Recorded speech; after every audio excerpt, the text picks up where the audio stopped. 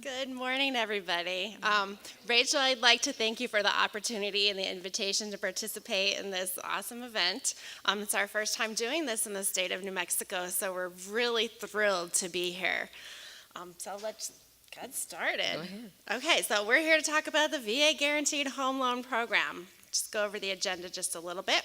We're going to give you a little bit of an introduction of what the program's all about, discuss the benefits to the veteran and to realtors and types of loan, borrower eligibility. We'll talk a little bit about the limits and the guarantee itself. We'll touch on some basic loan qualifications. Phyllis will go over the appraisals and VA notices of value and discuss some minimum property requirements. She'll also touch on some reconsiderations of value, and I'll go back in and discuss a little bit about allowable fees, non-allowable fees, and a few other contract issues. So, what is a VA Guaranteed Home Loan? Hopefully there's not anybody in this room that doesn't already know the answer to this question. VA home loans are made by private mortgage lenders, banks, credit unions, for eligible veterans.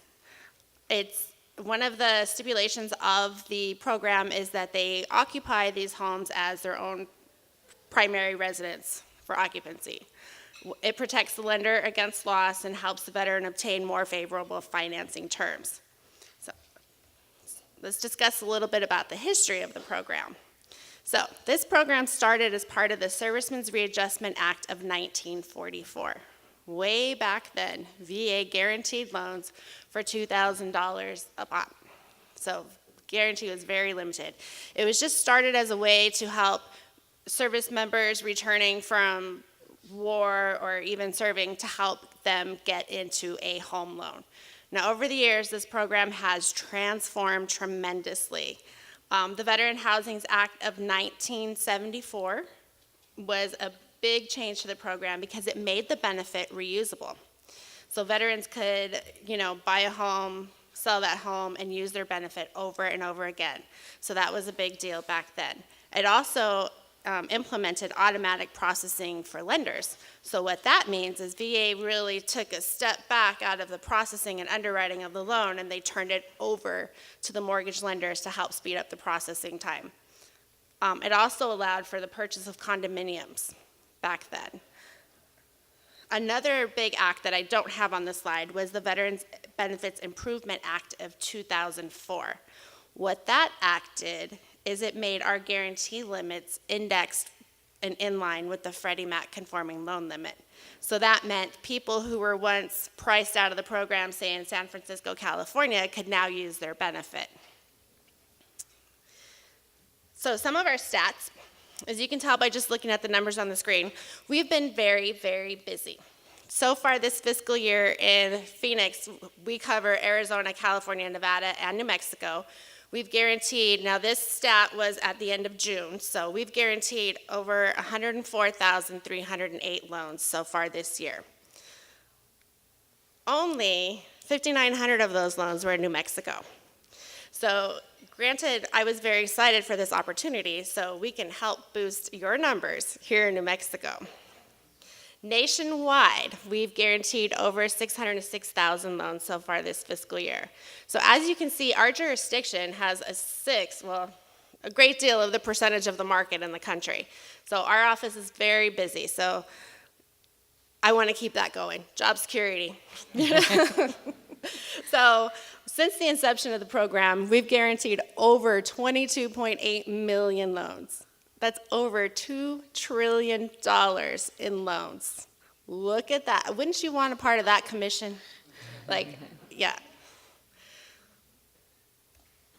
So, our role in the Phoenix office. Now, as I mentioned before, we've turned the majority of the processing over to the mortgage market. So, my department, loan production, we're basically the front end of a loan. We work on establishing veterans' eligibility. We work on lender oversight. So what we do is we audit a percentage of loans that the lenders close just to make sure that everybody's following and keeping up with program guidelines. We also do events like this, industry outreach. We have a large lenders conference every year. That's a national conference. I myself go out to different military installations and do veteran outreach events, and we do webinars. things of that nature. We also have a big Native American direct loan program where we have a few people in our office who do outreach to tribal affiliates to help get that program. And those are just loans to veterans who are living on trust lands because they can't obtain normal financing like a regular VA guaranteed loan. So on those types of loans, VA is basically the lender. We're funding those loans. In Phyllis's department, construction evaluation, do you want to talk about that? I can. The first thing we do is the oversight of appraisals. And we too have turned that portion where we used to, well, way back in the beginning, we had licensed appraisers on staff who actually went out and did the work. And then we set up our fee panel, and every appraisal still had to come into our office to be reviewed, but now we've also turned that aspect over to the lenders, and the appraisals are actually reviewed at the lender's level. We do have some lenders who are not automatic lenders VA approved, and so we still do that piece of the work in office. Then we also have, we're responsible for property eligibility. We determine up front, we help you determine up front if this property will become eligible for loan guarantee once the appraisal is done. There are certain things that are certain requirements. If it doesn't meet our MPRs, and we'll talk about those later, then it won't become eligible for guarantee. The condominium approvals, I'm not going to dwell on that because we don't have a lot of condominiums in New Mexico. So if something comes up, if you get involved in a condo, just call my staff and they'll walk you through the process. And then our specially adapted housing program, that's a very special program. It's a heart-tugging program. You have to be rated eligible for that, and there's only a small percentage of veterans who do qualify for the specially adapted housing program. And those are our severely disabled veterans, 100%. They're wheelchair bound. They have loss of use of both loss of use of both lower extremities, loss of use of both upper extremities. And then now we also, if they're diagnosed with ALS or multiple sclerosis, they automatically qualify for that grant. And then we have it's a grant, so it's money that's given to the veteran that they do not have to pay back. It's free money to the veteran, and we assist them with the process of finding a contractor and then actually doing the modifications to their homes. We put in the wheelchair ramps. The bathrooms are adapted so that with roll-in showers, roll-under sinks, we can do work in the kitchen, just whatever what the veteran's needs are. That program is strictly towards the veteran's needs. And that grant amount, the large grant, we have a smaller grant for blindness, but the large grant for the wheelchair is $77,307. Now, if you have a veteran who qualifies for that grant and they're buying a home, we'll work I will send my agent out. I have 2 agents here in Albuquerque. They will come out and look at the home and do a feasibility study prior to even writing the contract to make sure it is feasible for the veteran to purchase this home and adapt it. And that's when you meet one of those veterans, it's very, it melts your heart because you want to do it. The whole purpose of the grant is to make life livable for them so that they can live like normal as they can with their circumstances. Specially adapted housing. And like I said, it's a very small percentage, and they must be rated eligible by compensation in order to get that grant. So, back to you. Okay, there is another department within VA, and it's our loan administration department. Their entire job is to work with veterans and lenders to help veterans avoid foreclosure. So they work closely with veterans, setting up repayment plans, maybe forbearances, and if need be, to work on short sales of properties. VA has, I believe for the last 9 years, the lowest foreclosure rate in the industry. So that's something that we're pretty proud of, especially for a no down payment program. So types of loans. Well, obviously purchases. A veteran can purchase an existing property, a new construction, or a proposed construction. They can do a loan for a proposed construction, and that's where they're doing everything from the ground up, it's just dirt when the loan closes. There is two different types of refinances with a VA home loan. It's what we call a cash-out refinance loan, and that is where a veteran's refinancing any type of mortgage product. It could be a conventional loan, it could be an FHA loan, it could be a VA loan, into another VA loan, and they have the ability to take equity out of the property for whatever purposes the lender deems is appropriate.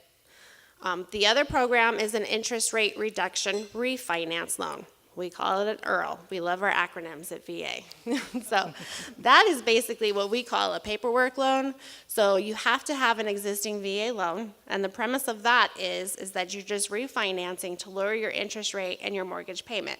Now, VA doesn't require any credit underwriting, any appraisals on those type of loans. They just ask that the existing loan be current in the monthly payments. Some lenders may have additional overlays and may require a credit report or something, but it's not a VA requirement. We just had a major policy change not too long ago that was announced at the lenders conference just 2 months ago. It used to be in the past that if, say, a veteran had an existing VA loan and they modified that loan for whatever reason, you could not do an interest rate reduction loan. If you modified that loan, say, to a higher rate, they still had to beat the original rate. It's no longer true. So we're seeing a lot of loans where veterans have modified into, say, like a 5% to try to catch up on their payments, and now that the lenders, have caught them up, they're now refinancing again into this EARL loan and able to even help them even further, saving more money from the modification. We have what we call energy efficient mortgages, and it's for existing properties. If a veteran purchases an existing property, they can add up to $6,000 over and above the appraised value to make energy efficient improvements to the home. So say like it needs a new water heater, or it has old windows and those windows need to replace to be more energy efficient windows. The veteran can add up to $6,000 on top of the appraised value purchase price to make those improvements. What's the catch? The catch is that the underwriter needs to certify that these improvements are going to help be offset. The cost of the improvements are going to be offset by the veteran's mortgage, utility savings and utility payments is what I'm trying to say. So say, new windows cost $5,000. Well, it's going to save the veteran $100 a month in electric payments, so that's how they compensate for that. Anything over $6,000, we really are staying away from, so they're saying that that's going to need to be supported by value. So there's really nothing for anything over $6,000 anymore. We also allow veterans to purchase manufactured homes on a permanent foundation. They need to be classified as real estate and permanently affixed to a foundation.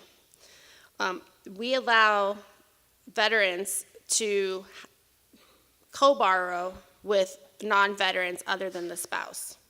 So Phyllis is a veteran. Phyllis and I could decide, hey, we're going to go buy a mansion, at the outskirts of Albuquerque, and we'll be on that loan together. And we're just going to use her entitlement, so VA would guarantee her half of the loan, not mine. So some of the benefits of the program. Well, obviously, there's the three big ones. No money down. There's competitive interest rates. Veteran negotiates that rate with the mortgage lender. I'm sure a lot of it's credit score based. And no private mortgage insurance. VA does have a slight fee, which can be tacked onto the loan to help offset the cost of the program. We'll talk about that later in the fees and charges. So we do allow for adjustable rate mortgages.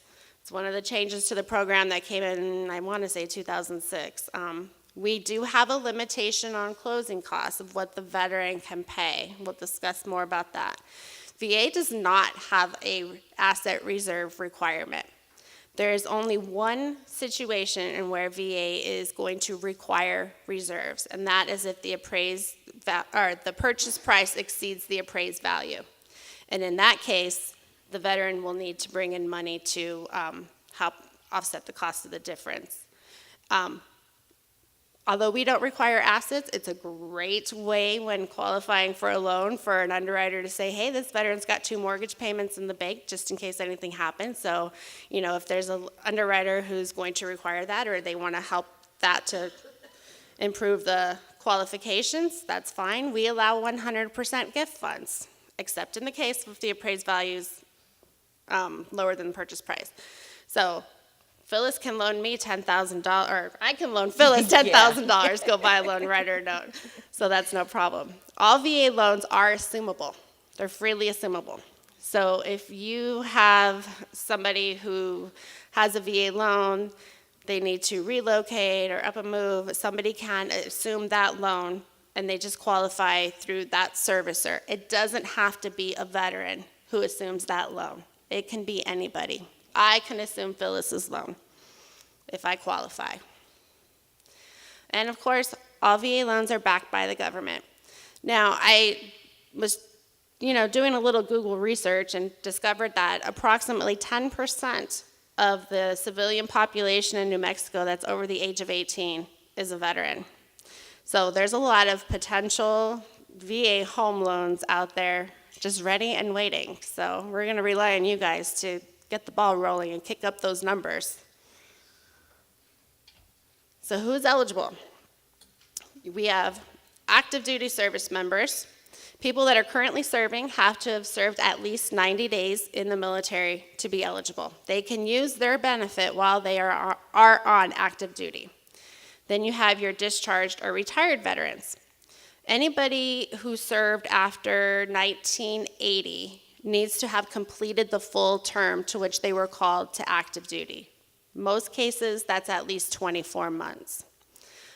They need a discharge of other than dishonorable. So they can have a general or under honorable conditions or honorable. Reserve and National Guard members, it's a little bit different. We require 6 years of creditable service. And our definition of creditable service is that you or that person was actively drilling for the entire 6 years. So they need more than just membership points for those years. They are required to have an honorable discharge. We have unmarried surviving spouses. So these are wife or husbands of veterans who have passed away either while on active duty or due to service-connected reasons. Usually they're in receipt of what's called dependents indemnity compensation. They are eligible in their own right, just as any other veteran would be, to use their VA home loan. And we have a few others. The public health service officers are also eligible for VA home loans. We have some cadets that have attended the Air Force, Coast Guard Academy, the regular U.S. Military Academy, and this one always gets me because I can never remember it. The National Oceanic and Atmospheric Administration officers are eligible for the home loan program. I've never seen one in my 10 years, but I'm sure it's coming. So how do you get a certificate of eligibility to say, hey, you're eligible for a home loan? The best advice I can give you to tell your customers, your clients, is to go to your mortgage lender, tell them you want a VA home loan, and let that lender apply on their behalf. And let me tell you why. Our office issues hundreds of thousands of certificates every year. But the lenders have the ability to go online through our portal, we call it the Veterans Information Portal, and they can go in, put that veteran's name and social, and currently in 65% of the times that they do that, they are automatically, instantaneously getting a certificate of eligibility right on the spot. Now, in those other, 35, 40%, then they get like a reference number that says, hey, we can't process it automatically. Then they have the opportunity to upload any documentation and complete a full application on behalf of that veteran. Turn time for that processing of those type of applications is less than 5 days. So, best way by far. Now, the veterans can also apply on their own through what's called the Ebenefits Portal. So the Ebenefits Portal is just like a website that veterans have access to where they can go get a certificate of eligibility, check on their disability claims. It's all encompassing for VA benefits. It's not just limited to the home loan program. That's also a great way to apply. Or your clients can go the old-fashioned snail mail way. Let me tell you about mail, and this is why I say go through the lender. VA has what's called an automated mail processing center now. So that veteran can mail a certificate of eligibility to any office or request to any office in the States, but then it goes through a processing center so it can get scanned, processed, and then distributed out to the appropriate office in the country. So you're just adding at least five days to that application request. So we always suggest go to your mortgage lender for your certificate of eligibility. If there's issues or VA needs more documentations, it's all done by email when you're doing it through the lender, and it's processed so much quicker. So for supporting documentation, what we require is proof of service, DD-214 for active duty military members. Let me switch screens. That's a statement of service from their commanding officer. If they don't have their DD-214, don't worry, start with the request anyway, because what will happen is if we need, sometimes we can verify it automatically through our systems. If we do need that supporting documentation, the application will just be returned requesting that, and then the lender can upload it for the veteran. They can always go to the National Archives and Records Administration to obtain a copy of their DD-214. Reserve Guard members are usually issued what's called an NGB 22 form, and that will have their years in service, and then we need a retirement point statements to verify that they were actually drilling each of those years. Unmarried surviving spouses, we don't always need documentation because they're already usually set up on the VA systems getting the indemnity compensation, but if they haven't already applied for that, then we'll ask them for a death certificate or a report of casualty form. I mentioned the benefit is reusable. So there are two different types of way the benefit can be restored. And one is called a full normal restoration. And that requires that the veteran have sold the property and that the loan be paid in full. I also mentioned that anybody can assume a VA loan, right? That doesn't necessarily mean that veteran's entitlement is being restored. When I assume Phyllis's loan, her entitlement is tied up to that loan unless I have my own entitlement to substitute out for hers or until I pay that loan in full. So once we guarantee a loan, it sticks. There's no going back. Then there's what's called a one-time restoration. And that's where the veteran has paid off the loan in full, but they still own the existing property. Now, the program, when it was created, was not designed with the intent of making this a vehicle for investment for the veteran. It was just meant to put them in their primary home. So the one-time restoration allows them to keep that home one time and obtain another home loan. Now, if they want to go purchase a third home using their benefit, then they're going to have to provide evidence that the previous two properties had been sold. So when we're dealing with restorations, we'll ask them to provide documents such as a closing disclosure or a deed of release and reconveyance if we don't already have that documentation that the property's been sold. Or sometimes it's just a matter of contacting the veteran and say, okay, we got record this loan was paid off. Did you sell it or did you keep it? And then we can apply the restoration accordingly. Sure.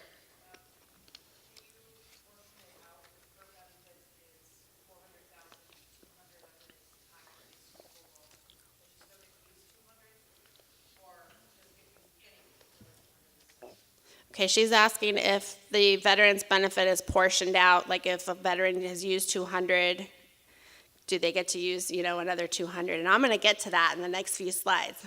First, I'm going to give you guys a knowledge check question. What is the maximum VA loan amount in New Mexico?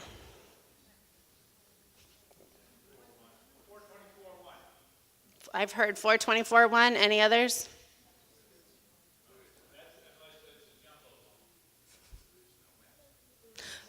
Somebody said it over there. Who said that? Stand up. Show yourself. I can't see. Very good. So, technically, that was a trick question. Technically, there is no set VA maximum loan amount. A veteran wants a home loan for $1 million and that property appraised, we're going to back that loan. It may not be the guarantee that the lender wants, so the lender might want an additional down payment, but we will guarantee that loan even if it's only for $1. So what we set a limit on is the amount of guarantee that we're going to back that loan for. So when we're talking a guarantee, we will guarantee 25% of a loan up to $424,100. So what that equates to is VA's maximum guarantee for this year is $106,025. So really, like I said, it's a math game.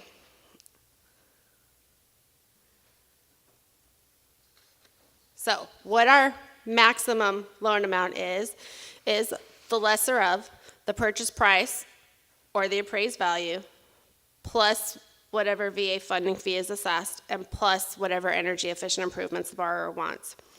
For interest rate reduction refinance loans, lenders use a worksheet to calculate what their maximum loan amount is because they can add closing costs to that. So our guarantee limits are pretty much set to the Freddie Mac conforming loan limit, and they're published on our website. They're updated annually, so there's a link there. Everybody has these books on their table, and I apologize, we thought we were bringing a lot more than we actually thought, but there's some great links and stuff in these websites, and I will be getting Rachel more of these.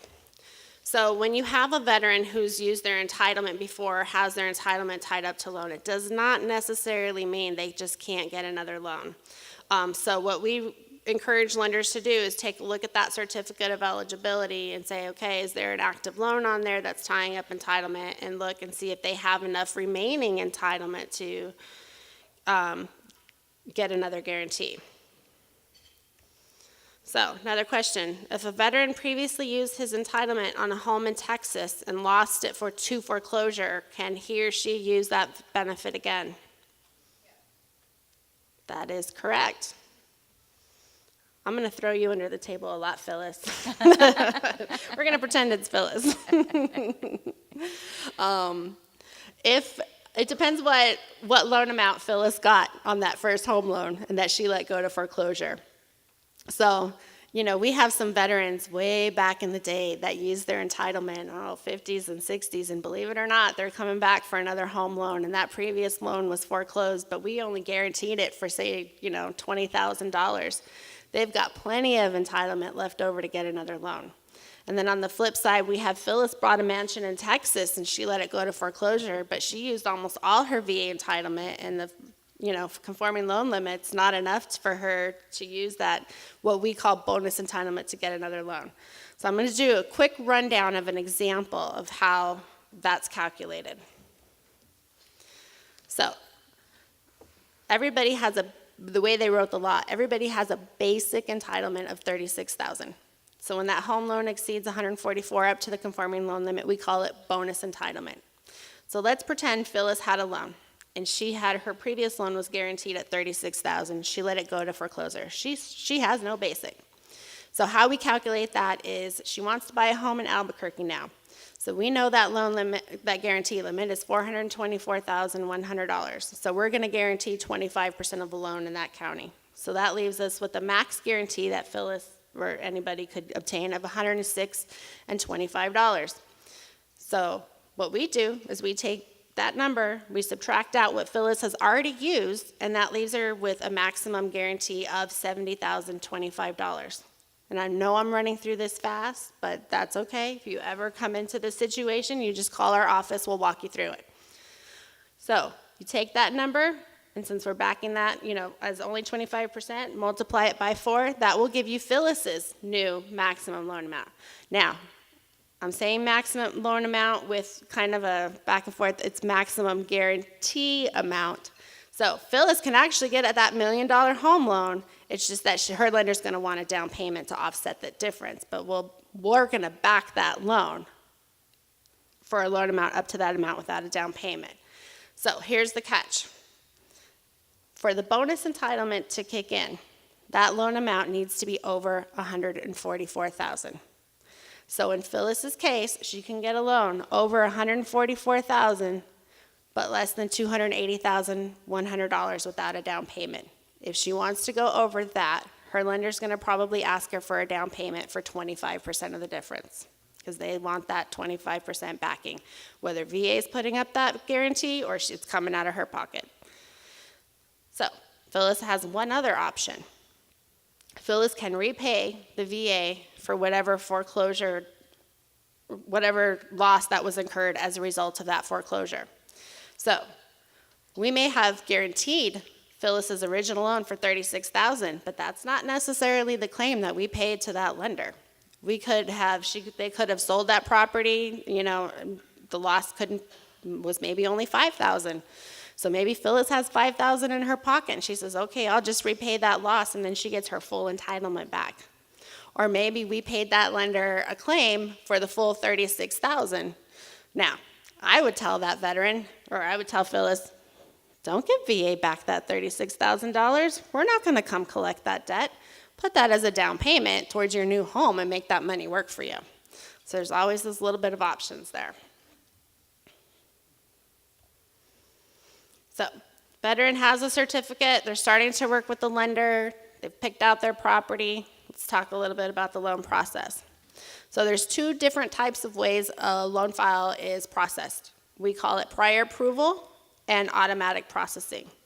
99% of mortgage lenders in the industry have what we call automatic authority. That means they have full control to process those loans without any VA involvement other than certificate of eligibility, and they're going into our system to get an appraisal assigned. They do all of the credit underwriting, they do all of the verifications, they make the final decisions on that loan. The only way we know there's a loan is they've ordered a loan number and an appraisal, and they submit certain documents to us after the loan's closed, which we then audit in some cases. Now, the prior approval process is a little bit different. Prior approval process, either number one, the lender doesn't have that authority, so we call them the prior approval lenders, or there's certain cases that we are mandated by law to look at before that loan's closed. Those are joint loans for 2 or more veterans other than a spouse. Veterans who are rated incompetent by VA, that lender has to send the loan to our office for prior approval because we need to verify with their fiduciary that's been appointed that they are okay to get a home loan. And then we have veterans who are in receipt of non-service connected pension need to come into our office for approval. So typically, and if you ever get a case like this, just know up front that these loans that I just talked about, the prior approvals, will take a little bit longer to process than your normal VA loan. So studies were done on average, a VA home loan is averaging anywhere from 23 to 40 days from beginning to end, contract to close. When you have a loan like this, it might take a little bit longer, and I'll tell you why. For veterans who are rated incompetent, they have to submit budgets and plans to their fiduciary, appointed fiduciary, and through the FidHub Center. 9 times out of 10, that veteran hasn't updated their budget with FidHub, so when we send those documents for approval, they're like, oh no, this veteran's telling us he has these expenses, you're telling us he doesn't have these. So they need to verify everything before they can say, hey, it's okay to do this loan. Veterans who are rated for receipt of non-service connected pension. This is a pension that they're telling VA that they can't work, not because of a disability that they incurred in the military, but because of some other health reason. So typically they get this benefit because it's income-based. So they're telling VA they have no income. And I can tell you from experience in the last 3 months, we have seen such a 50-60% increase in these cases. But here's the catch.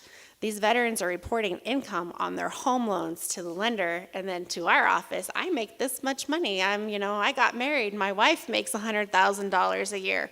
But they haven't updated that with VA.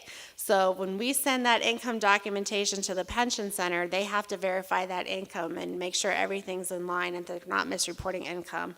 So I would say 8 out of 10 loans that we get in this manner, the veteran's either getting a reduction in their pension or they're losing it altogether. So just something to keep your eyes out for. So that delays the loan process in those cases. It's not to say that if they lose their pension, they can't qualify. Most times they still do, but then we have to consider now they owe VA some money, and we have to take that into the underwriting consideration. So I talked about occupancy, the primary residence. Our general guideline is the veteran must occupy the property within 60 days. And you will learn with VA, there's an exception to almost every rule. And I say almost, not every, but almost. Our guidelines were kind of written a little bit gray on purpose because we want our program to be flexible. And we know, especially when you're working with veterans and active duty service members, things change and we need to be flexible to make that program work for our customers. So for the interest rate reduction refi, they can do that loan and have previously occupied property. They don't have to be currently living in it. A new law change a couple of years ago allowed for an active duty service member who had a dependent child, the guardian of that child could certify occupancy on behalf of that veteran. So that was put in place to help those single parents out there who were getting shipped off to Iraq and leaving, behind a 10-year-old child that needed a place to live, and they were leaving that with a parent or a relative, so that person could sign occupancy on behalf of that veteran. So when they return, they can occupy the property. Veterans who are in active duty on a temporary status, so we see this a lot, like, Navy in San Diego, they're stationed in San Diego, but maybe they're shipped off on a boat for 12 months out in the Middle East. They can still satisfy occupancy requirements because they're returning to San Diego. If you have someone who is actually working out of the military, maybe working Iraq or something as a contract job, we see this a lot. Veteran only comes home 20 days or 2 months out of the entire year. We call that intermittent occupancy. So how we establish that is they have no other primary residence. They have some ties to the community. Maybe their whole family lives in Albuquerque, but they do come home that time, and that's going to be their residence when they come home. We make exceptions to the 60-day rule. Like if somebody is, working, Washington, D.C., and they're going to retire and come back to Albuquerque, and this is where they're going to live their retirement days. As long as they have a set date within 12 months of loan closing, something to say, hey, Phyllis is going to retire from Washington, D.C., and she wants to spend the rest of her life in Albuquerque, but that's not going to happen for 2 months or 6 months, but the market's really good. She's got her paperwork in and that retirement set, we will allow that.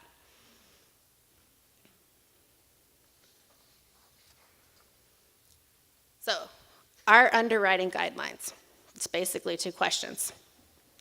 Can the borrower repay this mortgage? And do all signs point to that the borrower is willing to repay this mortgage? We encourage our underwriters to use a lot of flexibility and sound judgment. We always tell them it's a case-by-case basis. It's not an exact science. We allow for automated underwriting systems or manual underwrites. I know there's lenders out there that won't touch a loan unless they can get a DU or an LP accept, but we allow both. And the only thing that, if a veteran is paying their closing costs, they just need to have enough money, whether it's theirs or gifted to them, to cover those closing costs. Like I said, we try to be flexible to do what's in the best interest of the veteran. There's 101 unique underwriting circumstances out there. I'm just going to cover the basics of what we require. When these underwriters are coming to us and asking for advice, we basically tell them, especially if it's an automated lender, it's your decision. You're underwriting that loan. You take a look at that loan in full and all the documentation, put the puzzle together, and if you feel comfortable with that loan, sign off and just put it in the remarks, your reasoning why. We rarely ever go back to lenders and say, this loan is egregious because of underwriting. It has to be something really, really blatant for us to pull back a guarantee on a loan. It has to be, they didn't meet minimum property requirements and the house is about to fall down for us to revoke a guarantee. It has to be a serious issue. For income, we require the underwriter verify that it's stable, reliable, and anticipated to continue. We like to see a 2-year history. Like I said, everybody has different circumstances. A veteran who is on active duty and has less than 12 months to their expiration of term of service, we do require that they either have a bona fide job offer lined up or they put a letter of intent in the file that they intend to re-enlist. So we don't want to set anybody up for failure either. They can use rental income to qualify. If it was their previously owned property, they can use whatever rental income with just a contract to offset the debt of that previous mortgage. If they have other rental income for investment property, then we require some additional reserves and a 2-year history. If they're purchasing, say, a multi-unit property, then we do have even more reserves and we want the veteran to have some kind of property management experience. And there's all types of income can be used to qualify: self-employed, part-time, commissions, and bonus income. As long as the part-time commission and bonus income they have like some kind of history, like 2-year history of that, they can also use that when qualifying. We see some loans where they use like adoption income to qualify or foster care income to qualify. Usually we say that should be used to offset the care of that child. In some cases, they have contracts with the state that are set that, no, this is income, and then we allow them to use that as well. Credit.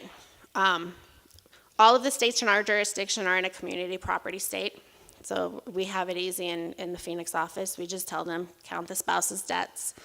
In the past, we were required to consider the non-purchasing spouse's credit as well. No more. That was a recent change that came out, I want to say March, April, around April. So we do not need to consider the spouse's credit history, but you do need to consider that spouse's debts. Lenders are going to verify their previous rent or mortgage history. If they have an AUS accept, we don't require that documentation. We encourage the underwriters just to look at the overall picture and pattern. We tell them go back at least 2 years. We say if the veteran, since the date of their last derogatory item was 12 months ago, they can be considered to have a reestablished credit history. Say you have a veteran who's got pretty stellar credit, and we'll use Phyllis again. Phyllis applied for a home loan. She's got pretty stellar credit, but I keep saying that word wrong. But she has a little medical collection. She forgot to pay her doctor bill, and that was only say 8 months ago. We give the underwriters the flexibility to say, hey, even though this was less than 12 months ago and she's got this one little ding on her report, I think we can overlook it. It was medical. She probably didn't get the bill, whatever little explanation they want to provide. And that underwriter can use their good judgment. Overall, is this going to be a good loan? And sign off on it. We are not set in stone. Now, if Phyllis had a bankruptcy, I might feel a little bit different. We would say, hey, 2 years from the date of discharge. I know a lot of lenders have overlays out there that require 3 years. VA is 2 years for a Chapter 7, 12 months for a Chapter 13, just to see that they've established that repayment pattern and that repayment history and to get approval from the bankruptcy judge. Foreclosures, we treat in the same manner as a bankruptcy. We ask to see it 2 years from the date of the event. Short sales are a little bit different. I know a lot of industry standard is that 3 years, but VA requires short sales to be looked at on a case-by-case basis. Phyllis may had, bought a home when the market, 2006, the market was crazy and she had to relocate, and the only way she could make it was to sell that house on a short sale. If that mortgage was current, right before that short sale happened, all other credit was clean, we wouldn't make Phyllis wait 2 years, 3 years. I've seen cases where a veteran got a home 3 months later, and that was approvable loan. Every case is different. It's just going to depend on that veteran's circumstances, what their credit history is like. Can they pay? Will they pay? And now my voice is going, so I'm going to take a break, and I'm going to turn it over to Phyllis. She's going to talk about the appraisal. And I can't talk about Amy like she talked about me. Okay, so the VA appraisal. Every property for loan guarantee requires a VA appraisal. These appraisals are accomplished by our fee panel of appraisers that we maintain. They are not employees of VA. The appraiser who comes out and does your appraisal is not our employee. They have applied to us, and they have been added to our panel, and then they receive their assignments. We do increase our panel when the need meets. We are under a recruitment drive right now, and we are currently recruiting in New Mexico, everywhere except for the greater Albuquerque area. And I'm sure I know that's where the majority of the appraisers live. I have actively been recruiting in New Mexico. I have sent personal letters to every licensed appraiser in the state of New Mexico, with the exception of Albuquerque. And I have 2 staff members who sit, and I call them cold calls. They sit and call appraisers and ask them to get on our panel. We have a high need, so if you know an appraiser out there, encourage them to apply to our panel. The rules, we've loosened up the rules because we have such a high need. We used to require that they had to have 5 years of experience as an appraiser. We have changed that rule to like experience. So if you've been a real estate agent for 15 years and you go to school and you want to become an appraiser, we will look at your 15 years of real estate experience as like experience and put you on our panel. The appraiser must be licensed or certified in the state, depending on which state it is. Currently, we have 67 appraisers on our panel in the state of New Mexico. And in the first 10 months of this year, while she did 5,900 loans, I only had 5,300 appraisals, because 600 of those were probably interest rate reduction refinance loans, which did not require that appraisal. So that comes out to about 530 appraisals per month, and I did the math. It's an average of eight per appraiser. Some get more, some get less, depending on their geographical area. The VA appraisal, the lender orders the appraisal through our VA portal. The appraiser is assigned instantly. When that appraisal request, when the lender hits submit, it automatically assigns the appraiser. And the appraisers are assigned on a rotational basis. But what's happened right now, because I have a shortage of appraisers in New Mexico, I have appraisal requests that are pending. This morning in New Mexico, I have 5 appraisal requests pending. 3 of those are in Rio Arriba County, and there are only 4 licensed appraisers in Rio Arriba County. So again, if you know anybody, encourage them to apply to our panel. But VA prohibits what we call appraiser shopping. And that's where, when you get that assignment and you look at it and John Smith got it, and you have history with John Smith, and you don't want John Smith to come out and do your appraisal report, so the lender cancels that appraisal request and they order a second appraisal so that they get Betty, because Betty does such a much better job on appraisals, in your opinion. So what VA has now is we have, with everything since electronic, we pull a report every morning and we see if that was done, if we see that there was same veteran, same property, and the lenders have gotten really clever, because one time they'll order it as 215 East Main Street, and then the next time they'll say 215 E Main Street. But our system catches that also. So what we'll do when we find that, we're going to go in, we're going to cancel that second request, and we're going to give it back to Mr. Smith, and Mr. Smith will complete that appraisal request. That appraisal is good for 6 months. You cannot order another appraisal on that property for that same veteran for 6 months. And that we'll see that with the cash out refi that Amy spoke of. Those require an appraisal.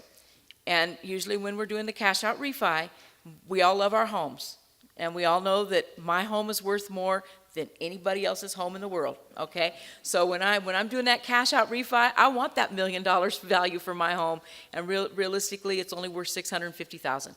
So we have to wait. If we get that appraisal in for $650,000, that veteran, if they still want to try to get a higher dollar amount, they're going to have to wait 6 months until that appraisal expires before we can order another appraisal. We have 2 main types of appraisals that you'll be interested in on the origination side, and that's the LAP appraisal, and then the IND is individual. LAP is for those automatic lenders. They order the appraisal. They have on staff a staff appraisal reviewer who issues the notice of value. VA does not intervene with that piece of work at all. On the INDs, Those are not automatic approved lenders, so they have to come in to Amy to get approval. Well, their appraisals have to come into my staff to be reviewed, so then my staff issues that notice of value. Liquidations, why would you be worried about a liquidation appraisal? And again, we have the SAPs, which are our service automatic approved servicers, and then the liquidation where they're not automatic. And we have one and a half. We have one fully approved SAP servicer, and then we have one who is halfway through the process, so we will soon have them approved. But the majority of liquidation appraisals come into my office, and my staff reviews those. Where, as you as a realtor, where would you care about a liquidation appraisal? If you're working on a short sale, every short sale, every deed in lieu must come in for a liquidation appraisal. Now, that liquidation appraisal cannot be used for the originating of the loan. So you have a veteran doing a short sale, getting out of their property, you must wait for that liquidation appraisal before the servicer can process that short sale. But you can't take that same appraisal and use it. Even if it's another veteran buying the property, you can't use that same appraisal on the origination side. You'll need to order a second appraisal for that. Okay, that's all on that slide. Okay, appraisers in our jurisdiction have 7 business days to complete an appraisal report. Weekends and federal holidays are not business days. So we're coming up on Labor Day, 3-day weekend. So if you request that appraisal on Friday, appraiser's doesn't even have to start on it till the following Tuesday. Now, most appraisals do work. We know they work on weekends, just like real estate agents. You work on weekends and holidays whenever you do the business when you can, but they're not required to. And we will not count them late until that 7th business day. Our current appraisal fee for the state of New Mexico is $600. Again, appraisers are not employees of the VA. VA does not pay appraisers. That money is paid by the lender, and sometimes they collect it from the veteran up front, sometimes they don't, but lenders are responsible for paying appraisers. We just regulate the fee that they're allowed to charge. That fee was effective on December the 1st of 2016. I have been instructed that every year, annually, I will do a survey. And when we do our surveys, we go out to the lending community and we find out what are appraisers charging for conventional reports, what are appraisers charging for FHA reports, and then we determine if we can do an increase. I don't think we would ever decrease it. I guess maybe it's possible, but probably not in my lifetime. So that we set that fee. Now, you'll have certain circumstances where that the appraiser's going to come back and they're going to say, this is a complex assignment. I need more money. They must get approval from VA to get more money. But the process for doing that, the lender must have in writing from the veteran that they agree to the increased fee. The lender must approve it, and then the lender forwards that request to my office, and my staff looks at it. They send it to myself or my assistant and say, they give us their analysis, should we do it or not, and then we make the determination. So the final determination is myself or my assistant over the appraisers, staff appraisers. I get especially when they say, well, I have to drive 40 miles. Well, when our appraisers, when they go into our system, when they're approved, they pick a geographical area. So if you pick 2 or 3 counties and you say you'll do all those counties, and then I send you to the outskirts of that county, you get an assignment and it's 50 miles away, well, I'm sorry, you said you would do that. Now, we don't pay mileage, so what they're coming back with now, and they're saying, well, that's complex, because I'm going to have to drive further to see the comps. I don't care. When you signed up for this, you said you would do all of Sandoval County, so guess what? If you get an assignment, then that's not, because here is my argument to that. So when you had that assignment 2 miles from your office, did you reduce the fee? Did you give the veteran a break because you didn't have to drive very far? In most cases, no. Now, I will say, and let me clear that up, because we do have some veteran appraisers who are veterans, and they look at a case and they will give a reduced fee for some veterans. Just out of the kindness of their heart, for whatever reason, they do that. But in a lot of cases, when the fee was $450, I was pretty loose with an increased fee. But at $600, I've tightened up the ropes. So next slide. All right, so the role of the real estate agent. Set the expectations.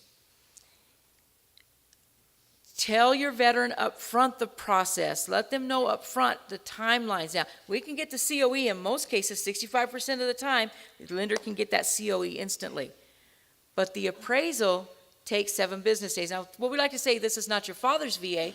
A lot of people shy away from VA loans because 10 years ago, it took 30 days to get a VA appraisal. So you didn't want to deal with that because this whole business is driven by money and commissions. So we don't want to sit around and wait 30 days on a VA appraisal. But I just told you, 7 business days to get that report in. And that's their timeliness requirement. Now, there may be reasons why they're untimely. Maybe they can't get access to the property, and they're responsible. They report back to us. They have access to our electronic system. Appraiser puts the note in there. The seller is on vacation for a week, and they've asked that we don't come into the property until they return from their vacation. Totally understandable. We put that note in there, but all parties need to know that. And the lender has access to the system. They can see the note that the appraiser put in there.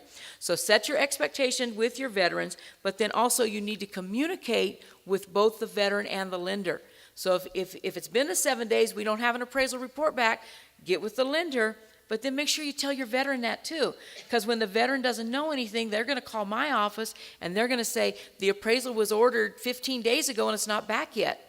So then when we look in our system, well, really the appraisal was only ordered 5 days ago and the appraiser still has 2 more days to get that report in. And it's a mix-up in communication. So always make sure that you keep those communication lines open. You go back, speak with whatever you get from the lender, make sure you convey that to the veteran. Be prepared, understand the ROV process, and we're going to get into that a little bit later, the entire reconsideration of value process. But what I can say here is understand that process and be prepared to have those additional comps available.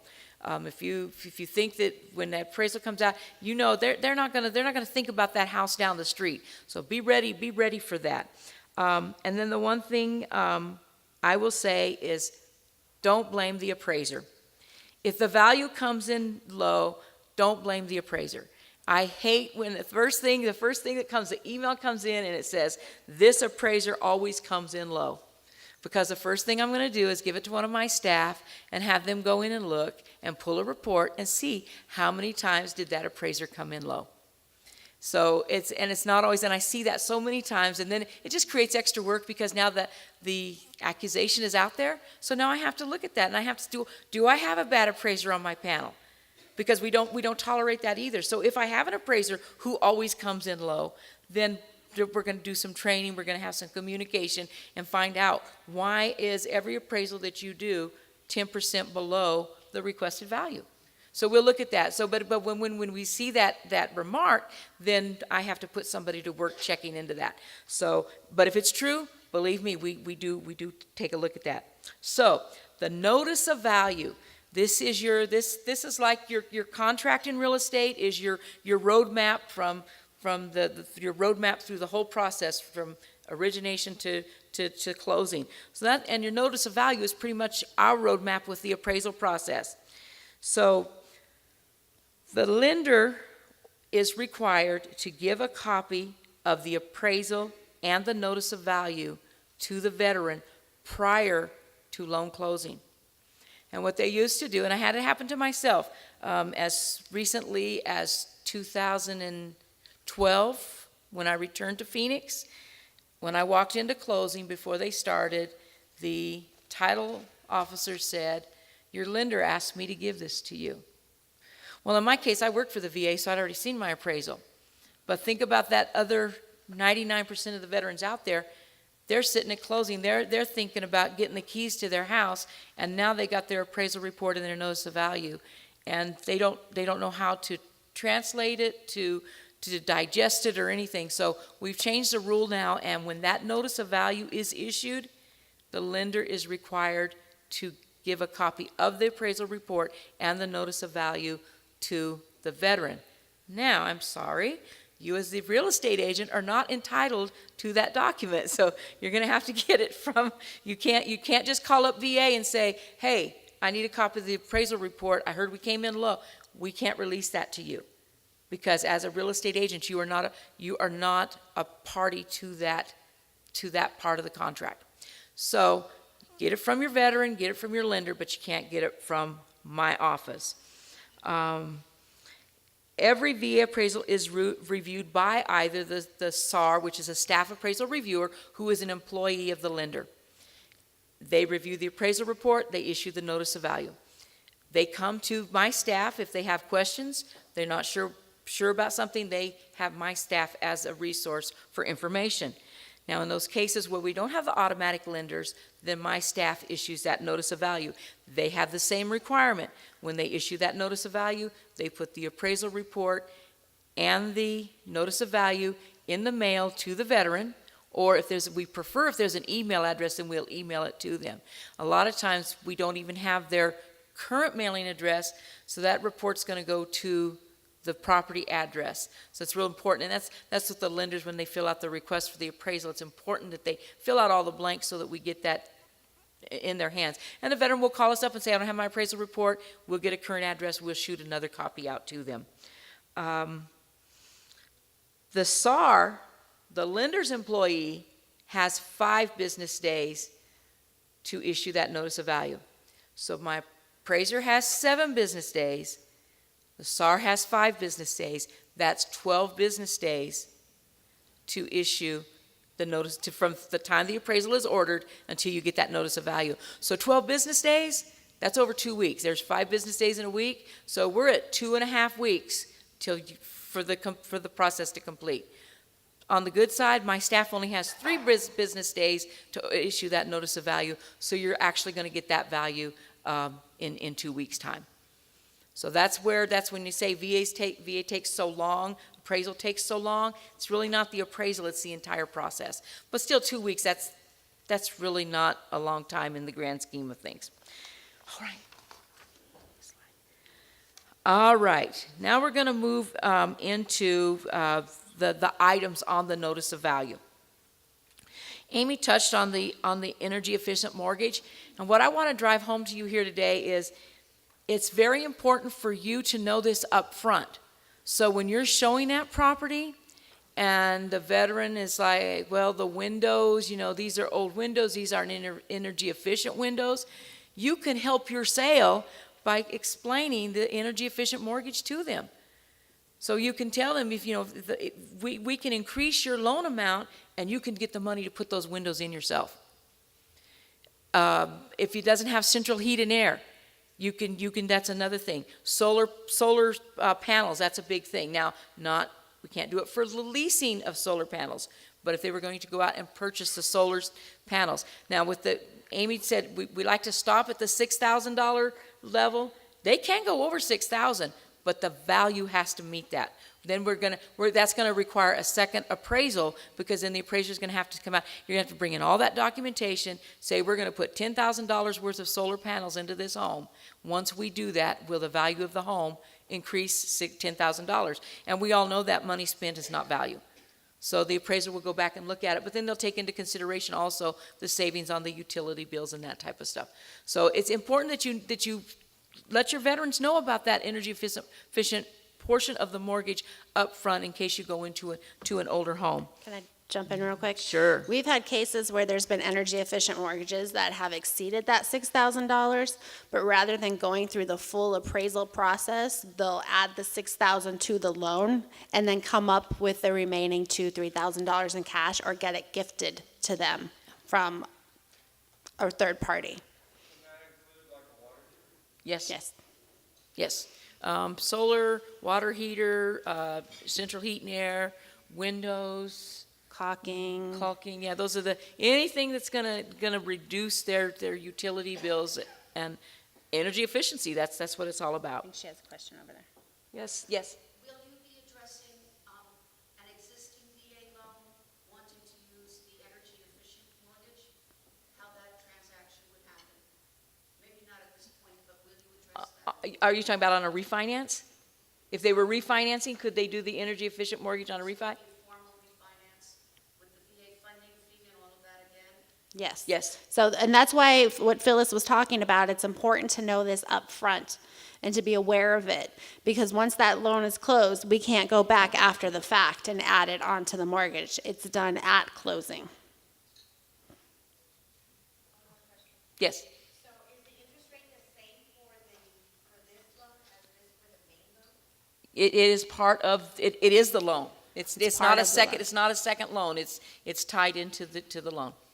Okay? Yeah, I think we've covered, yeah, you pretty much covered a lot of that. Okay, wood destroying organism inspection. It's item number 2 on the notice of value.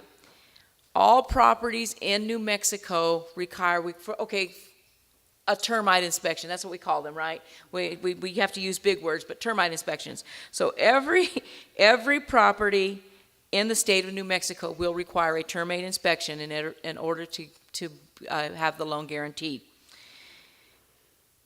The NOV will be marked item 2A for existing construction. And that's where the termite inspector is going to come out. They're going to do the inspection of the existing property. They're going to look for infestation, and they're going to look for damage. And it may be prior damage. It could be that there are no live bugs. It could just be some old deteriorated wood like we have here in this picture. We're not going to guarantee that loan unless that is repaired, that damage is repaired. Then item 2B on your notice of value is for proposed or under construction, and that's where we require that the soil is treated prior to even the concrete foundation going down. And that all of the documentation must be presented.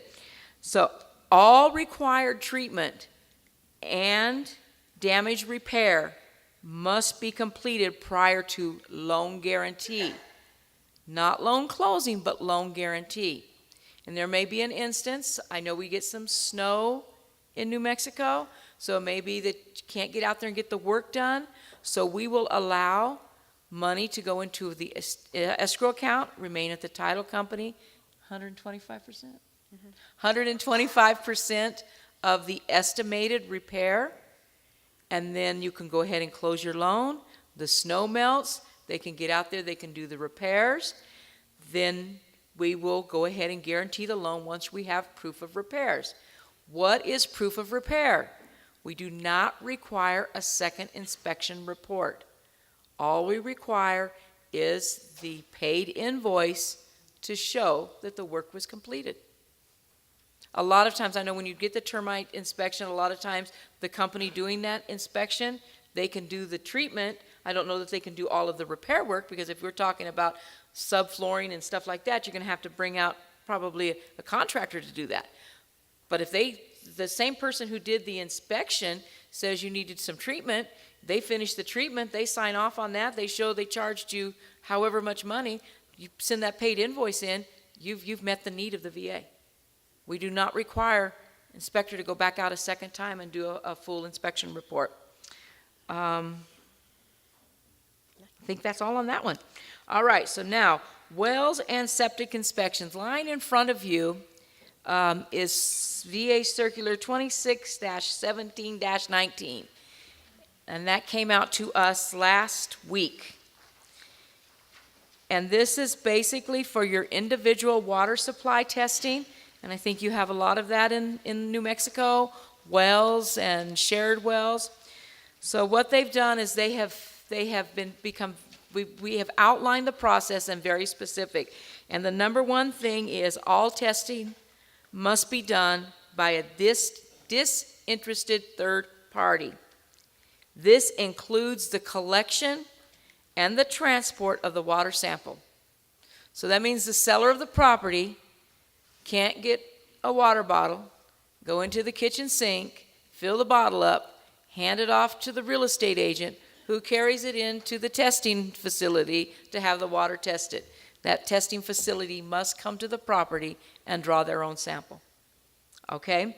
The sample may be collected by be tested by local health authority, a commercial testing laboratory, a licensed sanitary engineer, or other party that is acceptable to the local health authority. We don't govern the testing of the water, we just tell you what we expect. At no time will the veteran or other interested party collect and/or transport the sample. For VA purposes, the test is valid for 90 days from the date it is certified. So let's say you get all the way up to closing, the deal falls through, veteran walks. 2 weeks later, you get another contract, you've got a veteran, that water sample would transfer, that test result would transfer from one veteran to the other as long as it is within the 90 days. Water supply must meet the requirements established by first the local health authority. If one does not exist, then we move to the state level, and if there's not a state level, then we will go with the requirements established by the EPA. So that's pretty self-explanatory, but I wanted you to have that in your hands, so future use, and you'll be able to take a look at it. Yes, ma'am. I wondered if I could just make one Yes. announcement. So, everybody, we have a whole lot of people. We only have 142 of you registered for the continuing ed portion. So if you have not registered, would you please step outside and register? You have to sign in and sign out of the event in order just to get your continuing education. So I'm thankful. That's fine. That's fine.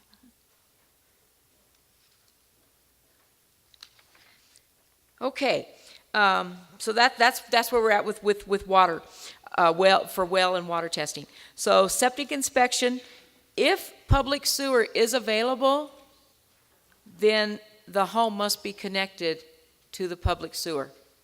However, everything, my dad said rules are made to be broken. So if it would not be financially feasible to connect that home to the public sewer, the veteran can come into VA for a waiver, and we will take a look at it. Now, if it's only 50 feet, we're not going to approve that waiver. But if we're talking a half a mile down the road, then and they could show what the cost, if it's going to be a financial burden, then we would waive that requirement. And the community sewage disposal system, it just has to be maintained. Okay, we can't have raw sewage, floating around and such like that. That's what we can do around. Item number 8 of your notice of value is flood insurance. The appraiser will mark the appraisal report if flood insurance is required on that property. And the VA rule is if any portion of the dwelling lies within the flood plan, then you must have the flood certificate. The SAR will mark the NOV, and the flood zones that require insurance are V and A. So just like us, VA. So Victor Alpha, those are the two flood zones that we will require. Proof of flood insurance is required to get your loan guarantee. All right? So minimum property requirements. I know this was a big one. So before I tell you what minimum MPRs are, I'm going to tell you what they're not, okay? MPRs are not cosmetic repairs. What is cosmetic repairs? A carpet stain, paint, not peeling paint, but stains on the wall, color crayons, where somebody goes around a corner and they grab the door facing every time to go around a corner, you got the rubbed in finger marks. Those are cosmetic repairs.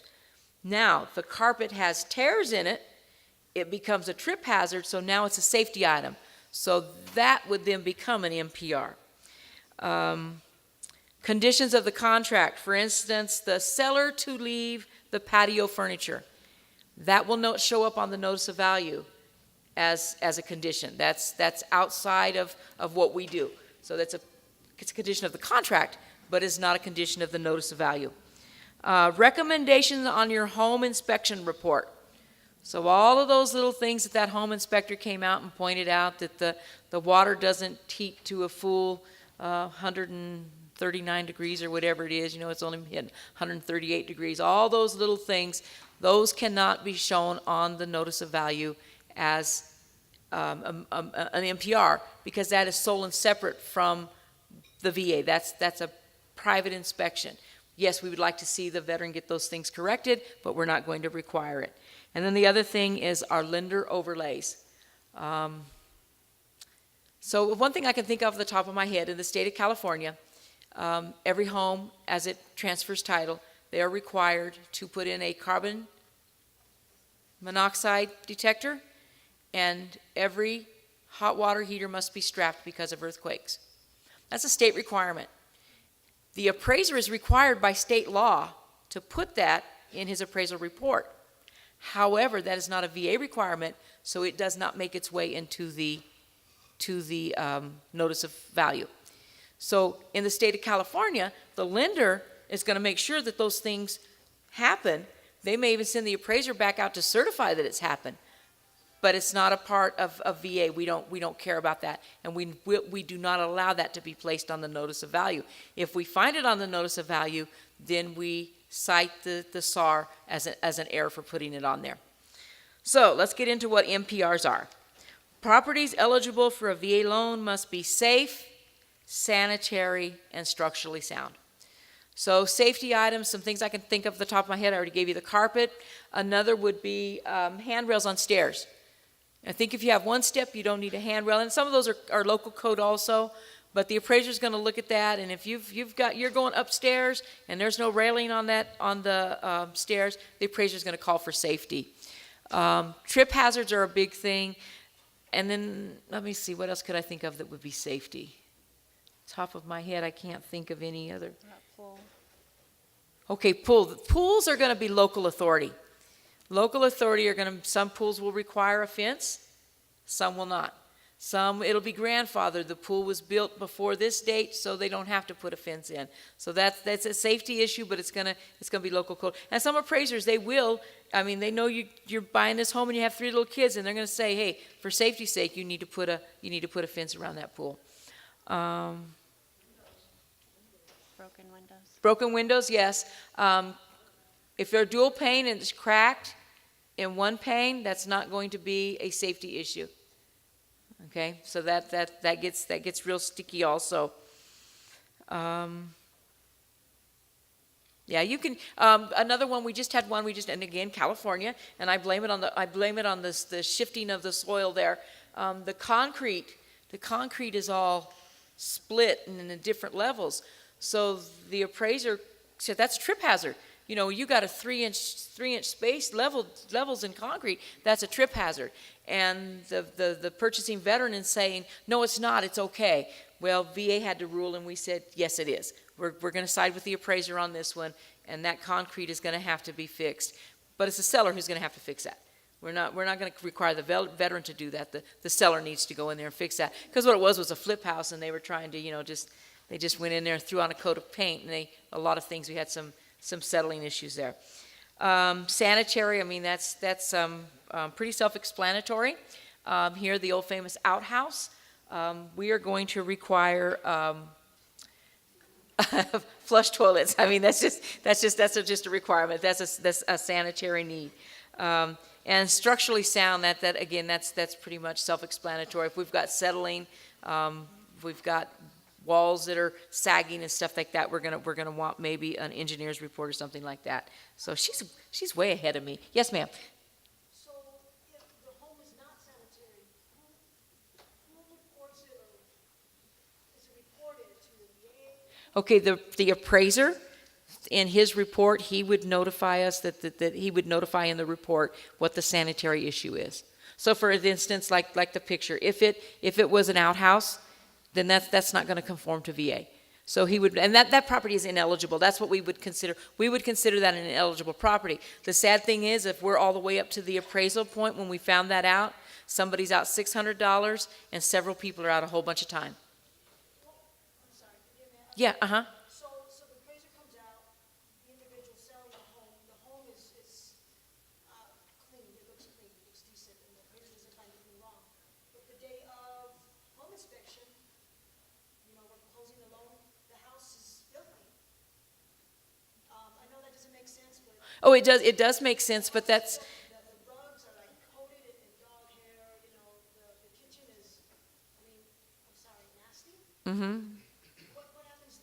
Well, I think in your real estate contract, and I don't know because I don't know New Mexico real estate, but is a clause in there that they will leave the home in a clean, yeah. That's totally that's in the contract. That would have nothing to do with the appraisal system. The appraisal process, we wouldn't address that. That would be part of your contract. I mean, it would be the same thing if they said the refrigerator conveys. Okay, the appraiser is going to note that in the report that the refrigerator conveys, and he could, in some circumstances, make an adjustment for that, depending on what kind of a refrigerator. But when the veteran gets the keys and that refrigerator's not there, that has nothing to do with the appraisal report and our process. That now becomes a legal matter between the buyer and the seller. And so they would have to take their contract and go to a court to get that. So what we're looking at, though, is we're looking at eligible properties and minimum property requirements. So back up for me, please. I think we got, right here. So we have to have safe sewage disposal. So that's where we're going to be cooked at. Now, of course, we have septic tanks, a lot of septic tanks. And in the state of New Mexico, do we require a septic inspection every time we transfer property? Yeah, so that's going to come up, and then if they move in and 3 days later they've got a problem with the septic system, that's going to fall back to that paid individual who came out and gave a clear septic report. Okay, that's not going to involve the VA because it's a separate entity to the whole entire process. Continuing water supply, that means we're going to have running water in the house. We're not going to go out and pump the well and bring it in a bucket. We have to have water flowing in the house, and domestic hot water. So we're going to require a hot water heater. So we kind of already talked about our outhouse. Mechanical deterioration. So you can see here we have wires hanging out. I don't know what the electrical wire going from the ceiling to wherever, I don't know what that is, but the appraiser should call for this to be corrected. And I know in some areas now they're requiring that when you repair or replace a hot water tank, that you now have to put the pan underneath to catch the water, the shutoff valves, all those emergency things. So if we saw this, our appraiser would require for that to be, in this circumstance, that I would say replaced, because I don't think that's repairable. Next, we must be protected from destructive elements. So here you see, this is really simple. It's just missing the cover plate. But things can get in there. Dirt, objects, you could walk by with the broom and stick the broom in there, and somebody could be electrocuted. So those are safety issues that we'll look at. Our next slide, infestation caused by faulty drainage. So what it looks like here is we have a problem where the water is not running away from the home, but it's running to the home, and it has caused holes around the foundation. And now what we have is a possibility of rodent infestation. So we're going to require that gets repaired before that we will be able to guarantee the loan. And this is my favorite, and I know we have a lot of manufactured homes in New Mexico. So we can see that some handy dandy man went in there and he blocked the home up, and we will require that to be repaired. And on a manufactured home, in order to be eligible for VA guarantee, it must have the wheels and the tongue removed, and it must be affixed to the foundation, which can be ties. Doesn't have to be a concrete. You can have your tie downs and all of that. So a couple different options there, but it must be attached to the property. All right, now my favorite, the reconsideration of value. What happens when the value comes in low? Prior to the reconsideration of value process, your second circular that I gave you, 26-17-18, this also came out last week. They have kind of made some clarifications in what we call it the Tidewater process, and the reason for that is when this was a pilot program back in 2003, the pilot program was processed in Tidewater, Virginia. The name of the city was Tidewater, Virginia, and so they named this program Tidewater. So what it requires, when the appraiser goes out and he begins his work, he or she, and they realize that the value is going to be lower than the sales price of the subject property, then they begin Tidewater. And what they are required to do is to contact the point of contact, the POC, on the 1805 is the request for appraisal. And so they will contact the point of contact. What VA has done now is they have allowed lenders to add a second point of contact in there. So you have your point of contact with the lender, but we're also allowing another point of contact. So if they want the point of contact to be the real estate agent, then they can contact them and say, hey, the value's coming in low. So that's when you kick into action and you get out there and you start looking for all of those other sales that you believe that they should have considered. Now, most of our appraisers, or I would say 99.9% of our appraisers, do have access to your local MLS. That's how they get the information that they put in the report. But there may be something out there that you know of. You may know of a property that closed yesterday and it's not showing up in the MLS as closed because they have to use closed sales for their comparable sales must be closed. You will see comp number 4, 5, or 6 that is an active listing. That is just information to support their value. The 3 comparable properties that they use to obtain the value are closed sales. Supposed to be closed within 6 months. We do allow them, if not, that they can go outside, they can go up to a year. Same thing, we prefer that the properties are within 1 mile of the subject. But if we're getting rural, everybody knows you got to go 3, 5, 10 miles to find that property. They just have to justify why they did that. So, yes? Do the appraisers use short sales and REOs in their comps? Because that really can mess things up. Yes, ma'am, it can. And it's supposed to be an arm's length transaction. So if we're doing an origination, then they should not be going off of that foreclosure value, that short sale. They should not be using that because that's not the market. A short sale and a foreclosure, that's a predicament. Somebody, for whatever reason, a person lost their property. And we all know that short sales and foreclosures are going to be lower than market value. So they should not be using those. If they do, for one reason or another, they have to use that property, they can adjust for that, and they can give an adjustment for using that, which brings it then on scale with the origination value.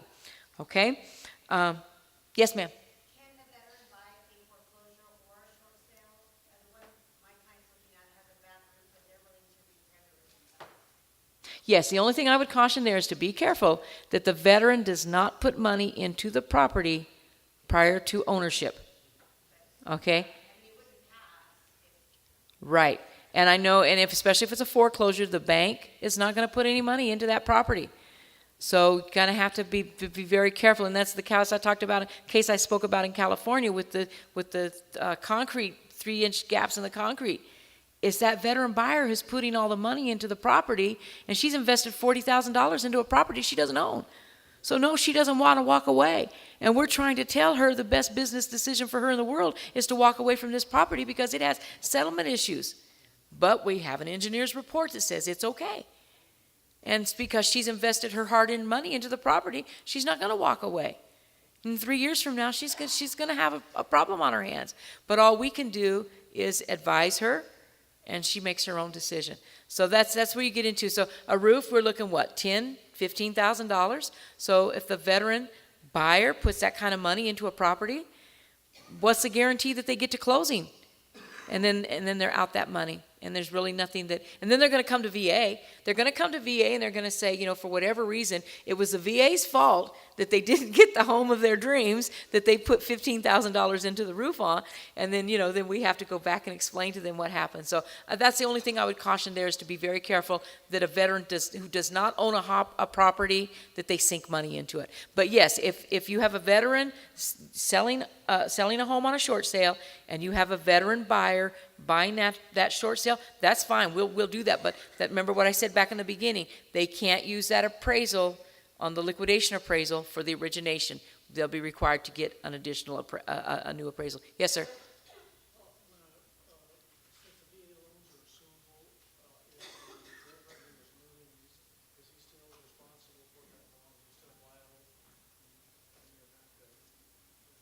Okay, Amy's going to answer that question.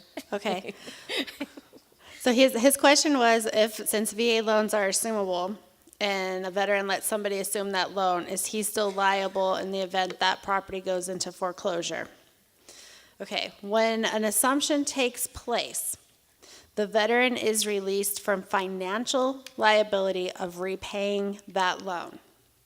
Now, unless the person assuming the loan is a veteran in their own right and willing to substitute the entitlement, their benefit that's already tied to the loan stays with the loan.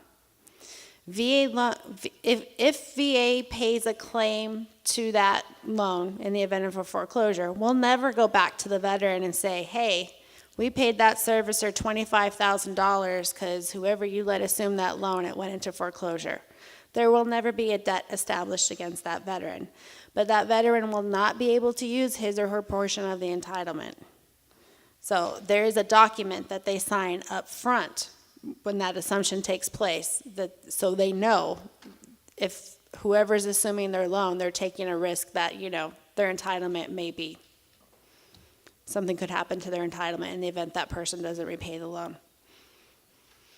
And also part of the documentation when they go to closing, the veteran is provided with a form that explains the assumption process to them, and they sign for that at closing. So somewhere I know we take all those documents and shove them in an envelope and throw them in a file cabinet, but they do have that information that they could refer to if they're thinking about selling their property on assumption.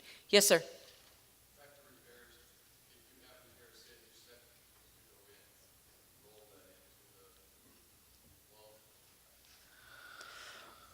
Right now, no. Let me talk a little bit about that. We are working on a more defined kind of rehabilitation loan program, like a 203 program. We are meeting at a conference in September. Those guidelines are being worked out.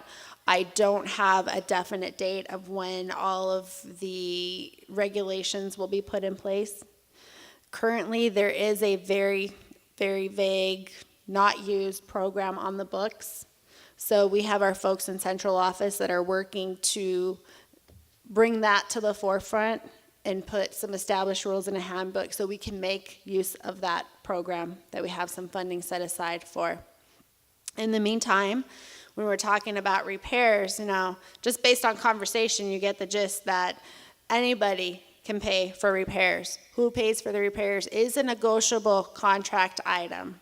And like Phyllis said, we don't want to encourage veterans to put money into a property that they don't own, that they have no ownership. But you also need to consider it from an underwriting perspective. If a veteran's going to put $10,000 into this loan, is that going to, or to get this property up to par, is that going to impact them from a credit underwriting standpoint? So kind of be very careful when it's the veteran putting that money up front. Okay. All right. So back to the Tidewater now. When the appraiser notices that the value is going to come in low, he is required to notify the point of contact. If the lender has put that secondary point of contact, which in most cases we're hoping that will be the real estate agent. So then they will contact the real estate agent. If that secondary point of contact is not on there, then they will go back to the required point of contact, who is going to be probably the processor with the lender. And they're going to let them know that the value is coming in low. What we have done now is we have put in writing that the requester now only has 2 business days to submit to the appraiser their additional information. And we are asking that that information be put in a format similar to the comparable sales grid on the URAR. All right? One other thing, at that point in time, the appraiser is not at liberty to discuss the content of the appraisal with the POC at this point beyond explaining that they are calling for additional information that the POC may be able to provide in support of the transaction. So the only thing they're going to tell you is the value is coming in low. They're not going to tell you how low the value is. But at that point, they may not even know what their final value is going to be. They just know that they can't find the comps out there to support that.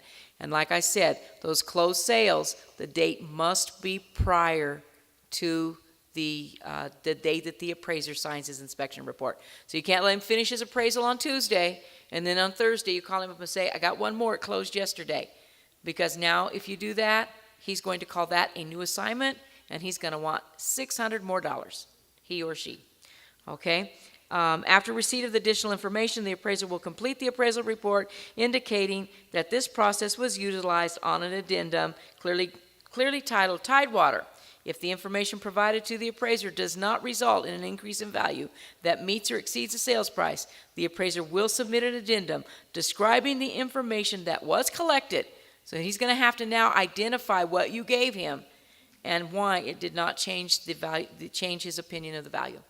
So used to, he would just he'd put in there and he'd say Tidewater initiated, additional comps not considered. And that's what they would say. So now we're going to require the appraiser to also tell us exactly what was wrong with that comp. So that I think that's going to be helpful all around. Okay, and the biggest thing is the sales must be closed prior to the effective date of the appraisal report. So then, now we did the Tidewater, you got your report, the NOV's been issued, it's all out there, and he still came in below. And the seller is saying, okay, you guys went back, you tried to renegotiate. The seller says, okay, if we're $10,000, I'll meet in the middle with $5,000. So now somebody's going to come into VA and ask us to process a reconsideration of value. You can go back to the appraiser and ask them to increase the value, but they can charge an additional fee to do that. So there's a process and the process is very simple. Any party to the contract can request a reconsideration of value. Is the real estate agent a party to the contract? Yes? No? Split decision? Okay. Yes, you are. Didn't you sign that contract? You don't sign appraisal? You don't sign the real estate contracts? I'm sorry?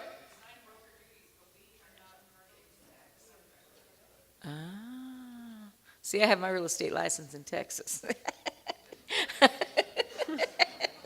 Okay, so you're not. Okay, well, what you can do then is encourage your veteran buyer to now, the other thing we have to look at is what is the true value? All right, try to renegotiate and get the value down because we want to look out after that veteran who's going in with this new purchase. And you have $5,000, it's only a few dollars a month in their mortgage payment. But we want to make sure that we are not overextending the veteran too. So if the value, if we can work something out between the buyer and the seller, we still need a few $1,000s or even we need the whole amount, go through the lender. The lender will submit in writing to VA a request for reconsideration of value. And they must tell us what value you're looking for. And then my staff will go in, they will review the information. You can, if you gave those comps to the appraiser and he dismissed them, we will want to see those comps again because we may determine that they can be used. You gotta go somewhere? No, I just want to clarify something because I just looked it up just to verify. The term party to the contract is not absolutely correct. It's any party to the transaction. Thank you. So you can step Okay. in and request a reconsideration See, of there value. we go. All right, so you can. Yeah. It's all in the Did I words. say contract or transaction? Yeah, you said on here? contract, but Yeah, I it's copied all in the somebody words. else's work. Transaction. Okay, so we're going to get that request in writing. You're going to give us additional work that you want us to look at. If your request is, and this is why we need to know the dollar amount that you're looking for up front, because if your request is more than 15%, then we are required to get to complete a field review, which means one of my field staff is going to go out, they're going to drive by the subject property, they're going to drive by the appraiser's comparable properties, and they're going to drive by all of the comparable properties that you have asked us to consider also. And then that person, and in the field I think I have right now, 50% of my field staff are licensed appraisers. So they look at it with a different set of eyes than my desk reviewer appraisers who they just know paperwork. So the licensed appraisers, and they go out and they do a written report, they send it back in. They do not redo the appraisal. They just give us their opinion of the conditions and the subject and the comparables. So we do that field review, and then the requester will be notified of VA's decision in writing. And that decision is most likely going to be an email back to the requester that says our decision. And our decision may be increase for the full amount of the request, an increase for the partial amount of the request, or a total denial. All right? How do we base our decision? VA's decision is based on the appraisal report, the additional information submitted, the results of the field review if one was completed, and then now for the last, I think, 3 years now, we have some wonderful marketing sales tools that we have. We have what's called an LSAM report. Loan Safe Appraisal Manager, I think is what that stands for. VA contracted with CoreLogic about, I think it's 3 years ago now. Every VA appraisal, when it's uploaded by the appraiser and it hits our system, before we have access to it, it instantly goes to CoreLogic, and it goes through. We have set the parameters. So we tell our appraisers, don't go out and buy CoreLogic software. I mean, you can if you want to, but the software that CoreLogic has on the market is not the same software that VA uses for our grading of the appraisal report. We have certain areas that we require that nobody else requires. So that appraisal hits CoreLogic, it's graded, we get a score. It comes back. If the score is above or below a threshold, then it requires a manual review by my staff or the SAR. And then what we also get is we get an AVM off of that also. There's an AVM now. In rural areas, AVMs don't do us any good because the data is just not there. But we can use that AVM, so we'll see what did the system say. First of all, what was the score? If it's 500%, or if the score is 500, that's right middle of the road. If it's 850, then I have a high appraisal. The value is high. If it comes in at 250, we've got a low value. So then that's when my staff is going to look at it and they're going to say, okay, where did the appraiser go wrong? If it's a substantive errors in the report, we do take action against the appraiser. They get deficiency notices, and if after so many deficiency notices and so many bad appraisals, we have what's called a limited denial of participation, and with proper paperwork and a lot of time, we can remove them from our panel. But I just can't get mad at an appraiser today and say, you don't get any more assignments. You can't do that. We have to go through, it's a formal process. We have to go through. They have due process, and they have an appeal process to our decision. So, but we do watch out for our appraisers, and in the works, we are getting ready. We are in the process of renegotiating our contract.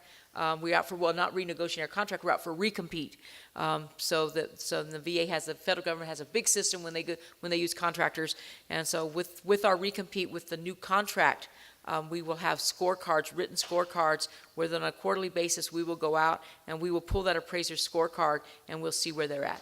Do they need to come in for retraining and that kind of stuff? So if we have an appraiser who is repeatedly doing substandard work, we do deal with them.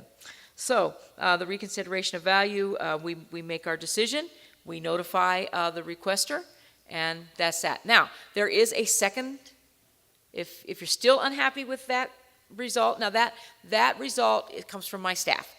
The staff handles all of that. If you still have more information that you want to submit, you still think you got a bum deal, you can come in for a second reconsideration of value, and that comes to me.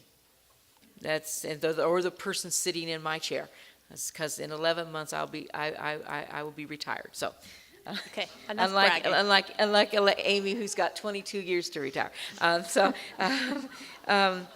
So you can come in if you still don't like that value. You can come in for a second reconsideration of value.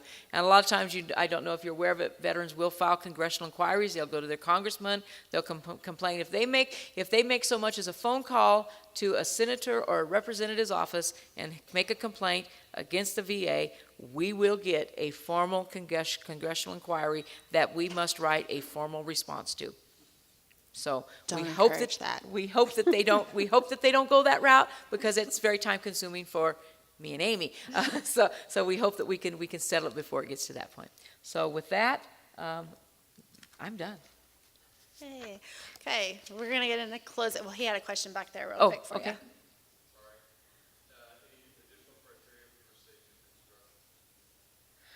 Oh, new construction. Yeah, new construction is very difficult because with new construction, there's no comparables. And what we try to be very careful of, we want to make sure that the builder of that subdivision is not driving the value. So one of the requirements that our appraisers have, if it is a new construction, they can use one comparable from the subject subdivision. They use one comparable from a neighboring subdivision, and they use one comparable that is an existing property. And that's our way of keeping builders from controlling the market. So yes, but yes, if that value does come in low, then yes, you can certainly come into us. And then what my staff then is going to do, they're going to start talking to the builder's representative and get some information there. It's the same thing we have when we paid $40,000 additional dollars in the contract. We paid $40,000 for a swimming pool. Swimming pools are not worth $40,000. It costs $40,000 to put in a swimming pool, but swimming pools are not worth $40,000. And it's very hard for us to make, especially younger veterans, younger people when they're younger, they don't understand that. As we get older, we get wiser, we comprehend those things. But younger people don't, they just can't understand that. Well, it cost me $40,000 to put in this pool, so this pool is worth $40,000. So we get it with new builds, we get into those things. So it can come in for the ROV process, and we just go a little more in depth because then we're going to reach out to the builder or the builder's representative and see what we can do. Our job is to put veterans in homes. That's our job, is to get veterans in homes. How do they say that? Get a home, obtain a home. I don't know. Adapt. Anyway, we want to get them in their home. We want to keep them in their home. We want to do everything. We don't want to set them up for failure. We don't want to put a veteran out there who is so strapped that after 6 months they can't afford the property. It goes into foreclosure, and now they're in a worse situation where they were than when they were renting the home down the street. So that's what we like to do. We want to make sure that the veteran is looked after. Yes.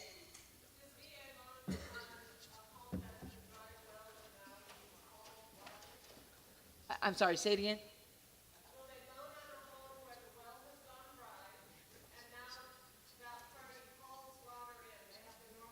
Oh, hauled water. Oh, yeah.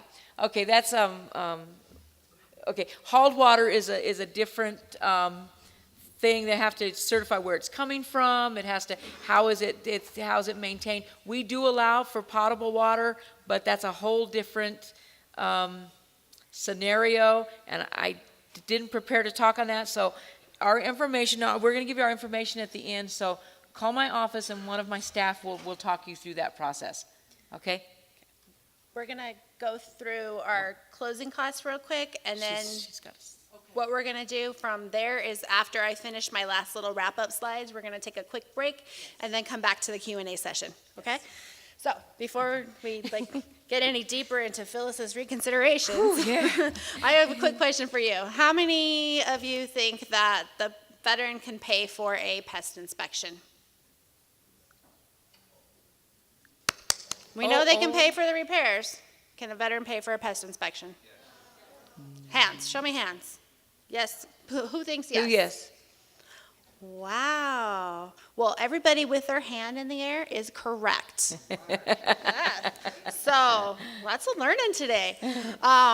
This change came about a couple of years ago because people in the community in the southern states, banded together and beat down VA central office door and said, hey, we're running into this issue when we're writing these contracts. So in the southern, there's a circuit that was put out in the southern states, the veteran can pay for the pest inspection, okay? It's allowable in all states in our jurisdiction, Arizona, California, Nevada, and New Mexico. So that's one point to remember when writing your contract. What else can the veteran pay for? Well, in our handbook, we have a set structure of fees that these fees are always allowable. The VA appraisal, the pest inspection, recording fees, a credit report up to $100 or an automated underwriting certification fee. Their prepaid items, hazard insurance, a flood zone determination, survey, title exam and title insurance fees, mortgage electronic registration fees, HOA transfer fees, and then here's the kicker. What we call a 1% loan origination or a 1% flat fee. And I'm going to get into that in just a second. What can the veteran not pay? Up here in red, lender attorney fees, real estate brokerage commission fees, prepayment penalties, HUD, FHA inspection fees for builders, and unreasonable discount points. Just a kind of a short story how we don't have a means for monitoring that too much, but just Monday, I got a file into my office. It came in as a prior approval for an incompetent veteran. I don't even remember this lender's name, but I know it's like a small fly-by-night mortgage company.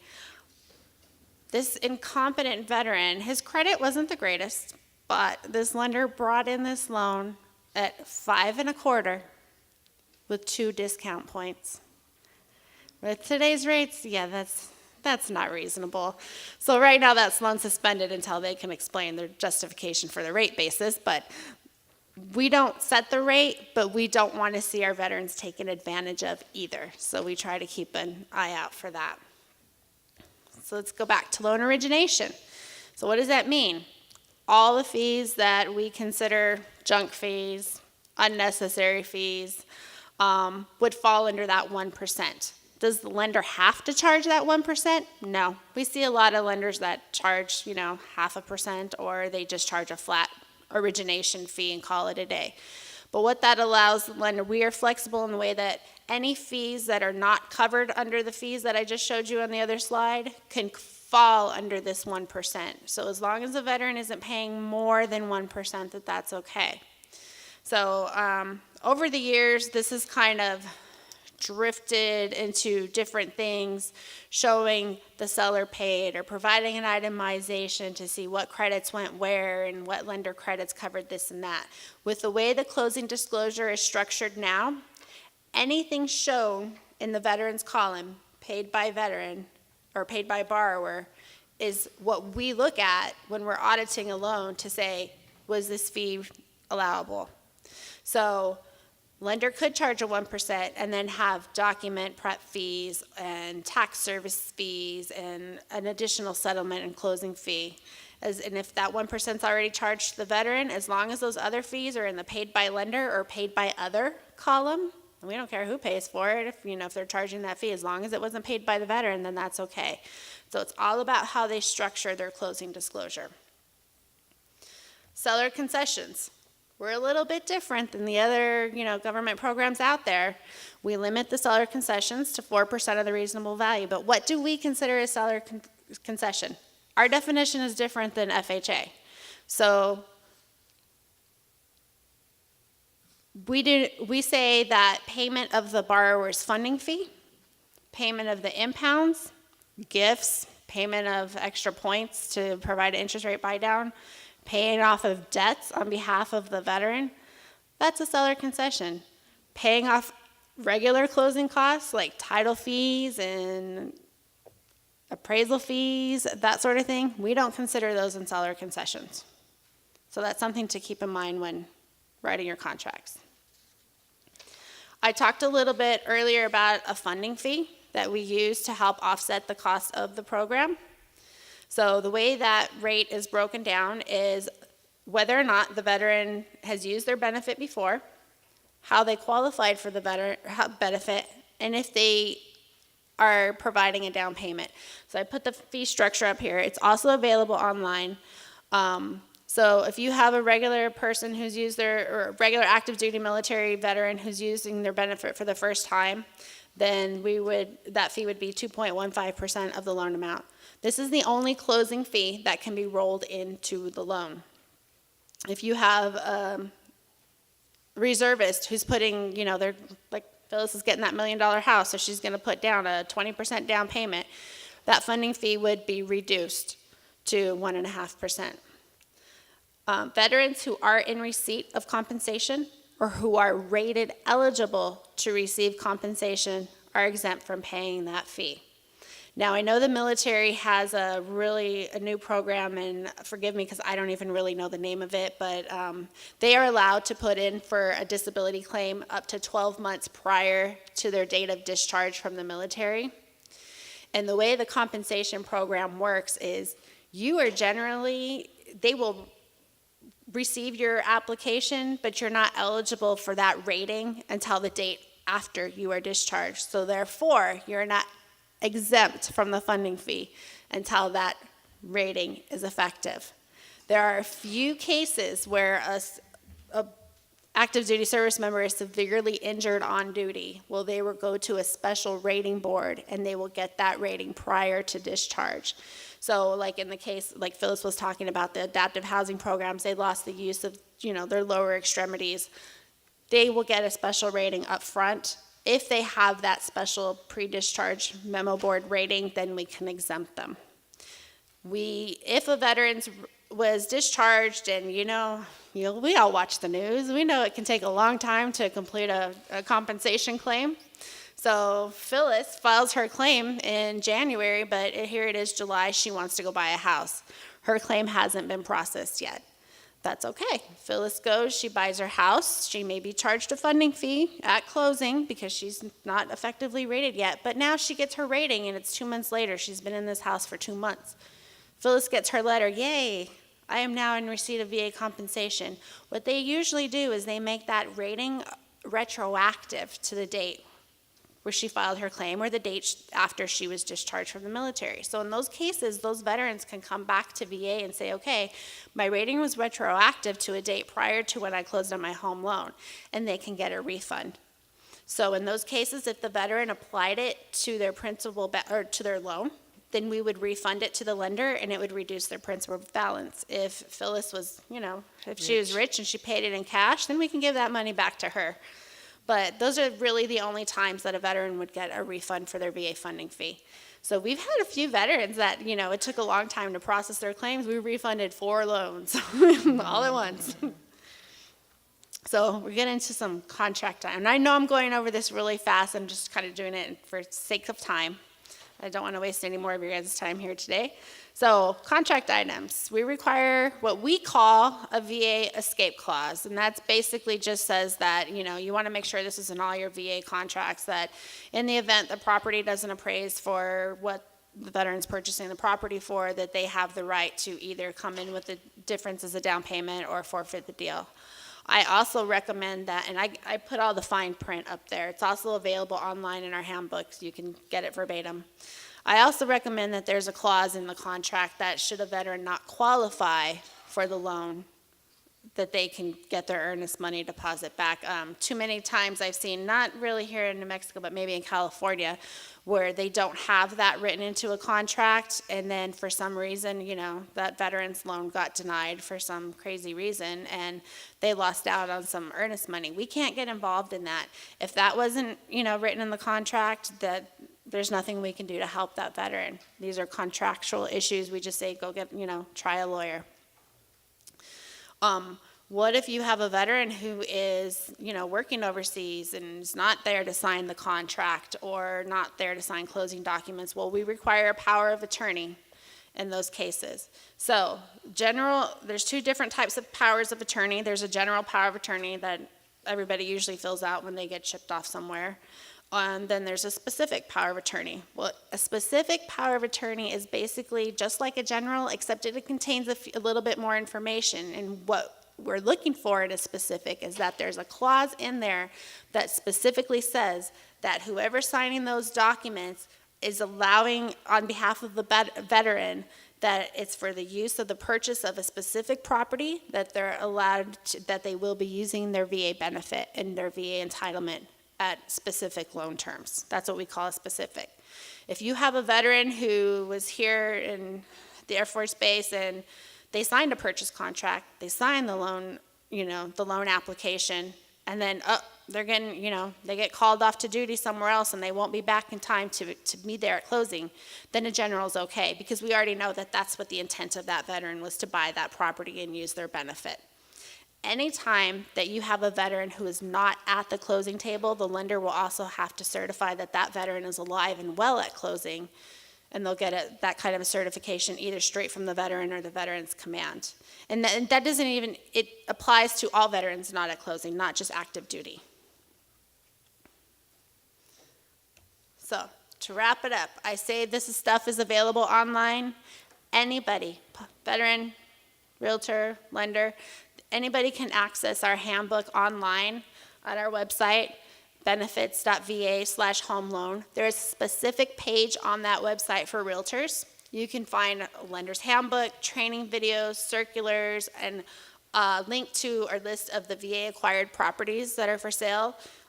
Any properties that we come back to VA are managed by, RMS, Resource Management Services. You can also call our office toll-free at the number on the screen. That number's only good for a few more weeks. In a few weeks, we are going, okay, let me just give you a little bit of background. Phoenix Regional Loan Center handled, what was it? Like 300,000 phone calls last year. So we're averaging about 16, in my department alone, and I now am down to a staff of 9 people who answer the phone. They answered 60,000 phone calls. So if you call our office and you don't get in right away, please be patient. They're working very, very hard. And as a result, we get hundreds of emails every day now. Job security, we're not complaining. We're just doing the best we can to work through them. So because of the disparity in the number of phone calls, especially in our region, we're moving to a national phone system. So starting August 14th, that's going to be our new toll-free number, that 877 number up there, and you could be talking to an agent anywhere in the country. But if you need to talk to somebody specific in Phoenix, you can always ask to be transferred to somebody in the Phoenix office and get someone there, or someone on Phyllis's staff to get to their queue. One more thing I wanted to mention before I forget is National Association of Realtors. I don't know if any of you are members, but if you are, on their website they have this great thing that they came out with a few years ago. It's called the VA Toolkit. So you can also go on there and download items that are applicable to VA loans. Back then when it first came out, these little handy flip books, like this one is geared toward veterans, but they had one specifically drawn up for realtors. And you can order copies for yourself as well on their website. So that's our presentation today. I'm gonna hand it over to Rachel, and we'll still be here available for question and answers.